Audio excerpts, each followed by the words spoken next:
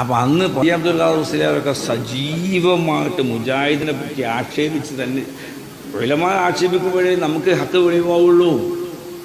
ആ സമയത്ത് എടവണ്ണ അലവി മൗലവി എന്ന് പറഞ്ഞ ഒരാളുണ്ടായിരുന്നു, വലിയ മുജാഹിദാണ്. മൂവര് മദിമലൊരു വരിയാട്ട് പോയി, ആകാശത്തിന്മേലും ഭൂമിക്ക് താഴെയും അവരുടെ കൊടി നീളമത്തീരാവുള്ളോവർ. അപ്പോൾ പറഞ്ഞ അല്ല മൗലിയാരെ, ആകാശത്തിൻ്റെ മേലെയും ഭൂമിയുടെ താഴത്തും വരെ നീളമുള്ള തുണിയാണെങ്കിൽ ഈ തുണി കിട്ടുന്ന തുണിഷാപ്പ് ഏതാന്ന് ചോദിച്ചു.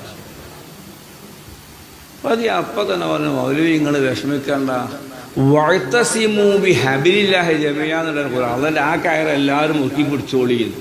അപ്പോൾ ആദം നബി മുതൽ ഇസ്രാഫീൽ അലൈഹിസ്സലാം സൂറ നഗത്തുള്ള അന്ന് വരേണ്ടാണ് മനുഷ്യന്മാർക്ക് പിടിക്കാൻ പറ്റുക നീളമുള്ള കയറില്ലേ, അത് വിൽക്കണ വീടിൻ്റെ തൊട്ടിപ്പുറത്തെ മുറിയിൽ ഈ തുണി വിൽക്കേണ്ടത്.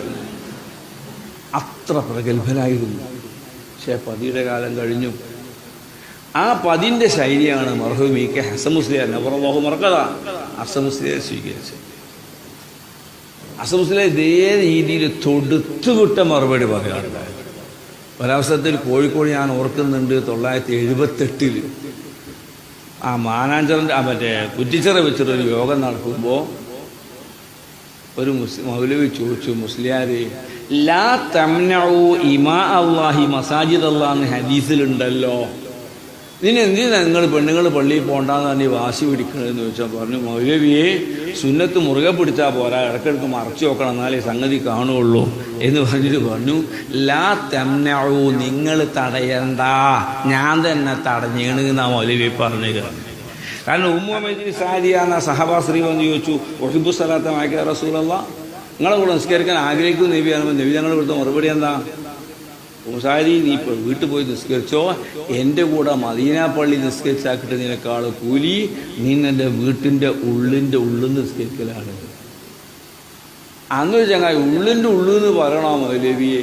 അപ്പോൾ പറഞ്ഞു, വഫി അംഫുസിക്കും അഫലാ തുബ്സിറൂൻ, നിങ്ങൾക്ക് ശരീരത്തെ പടച്ചതിന് ഒരുപാട് തെളിവുണ്ട്, ചിന്തിക്കുന്നില്ല എന്ന് ചോദിച്ചു. എന്നിട്ട് പറഞ്ഞ വാക്കാണ്, മൗലവി സാഹിബ് ശരിക്കും ചിന്തിച്ചോ എന്ന് പറഞ്ഞിട്ട് പറയാണ്, പുരുഷനെ സൃഷ്ടിച്ചത് മണ്ണുകൊണ്ടാണ്, അതിനെ സൃഷ്ടിച്ചത് മണ്ണുകൊണ്ടാണ്. എന്നാൽ ഭാര്യയാകുന്ന പെണ്ണാകുന്ന ഹവാവിനെ സൃഷ്ടിച്ചതോ മണ്ണുകൊണ്ടല്ല. എന്തേ കാരണം?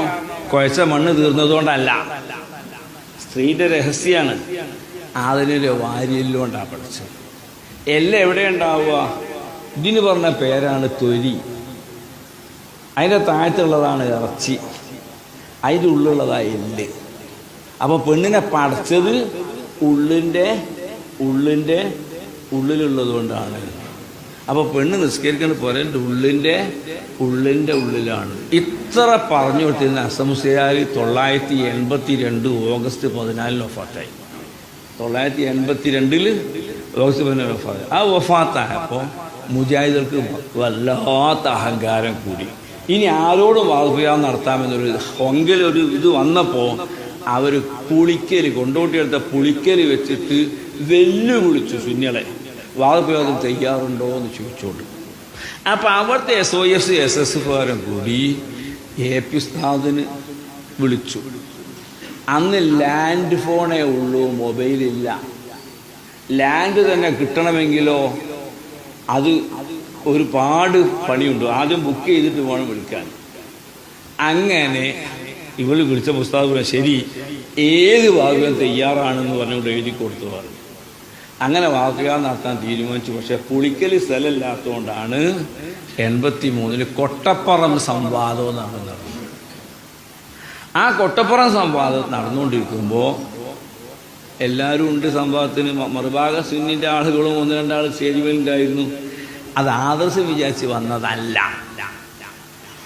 എൻ്റെ നാട്ടിലുള്ള ഹജ്ജ് കഴിഞ്ഞ് വന്നപ്പോൾ ബർക്കത്തിന് തരാൻ വേണ്ടി കാരക്കൻ്റെ പെട്ടി അയച്ച്. അപ്പോൾ അതിൽ 2 കൂറയുണ്ട്. കൂറ ഹജ്ജിന് പോയതല്ലല്ലോ. ഇതേ നിലയിൽ മറ്റൊരു സിനിമ കയറിയത് ആശയം വിചാരിച്ചിട്ടല്ല, കൂറ കാരക്കന് പോലെ കയറി കൂടിയതാണ്. ഏതാവട്ടെ അന്ന് ചെറിയ മുണ്ട അബ്ദുൽ ഹമീദ് മദനി, അത് മുജാഹിദിൻ്റെ ആളാണ്. മൂപ്പര് അത് ശിർക്കാണ് എന്ന് പറഞ്ഞപ്പോൾ പിന്നെ സുന്നിക്കളോ പറയുന്നത് ശിർക്കല്ല എന്നല്ലേ. പക്ഷെ ഉസ്താദ് അതല്ല പറഞ്ഞു. ഉസ്താദ് ഐറ്റം മാറ്റി ഷിർക്കിൻ്റെ തഅരീഫ് നിർവചനം ക്ലാരിഫിക്കേഷൻ എന്താണെന്ന് ചോദിച്ചു. അപ്പം അതെന്താന്ന് ഇയാൾക്ക് വരാൻ കഴിയില്ല.